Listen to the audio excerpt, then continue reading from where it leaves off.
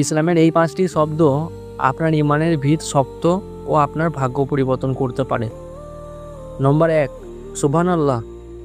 যখন আল্লাহর সৃষ্টির সৌন্দর্য দেখবেন বলুন সুবহানাল্লাহ, অর্থাৎ আল্লাহর প্রশংসা করা বা আল্লাহর ত্রুটিমুক্ত কাজ। 2, আলহামদুলিল্লাহ। কোনো নিয়ামত পেলে বা ভালো কিছু ঘটলে, ভালো খবর পেলে বলুন আলহামদুলিল্লাহ, অর্থ সমস্ত প্রশংসা আল্লাহর জন্য। 3, বিসমিল্লাহ। যে কোনো কাজ শুরু করার আগে বলুন বিসমিল্লাহ, অর্থ আল্লাহর নামে শুরু করছি।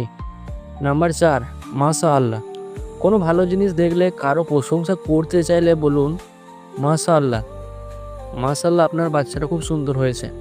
মাশাআল্লাহ অর্থাৎ এর মানে হচ্ছে যা আল্লাহ চেয়েছেন। নাম্বার 5, আল্লাহু আকবর।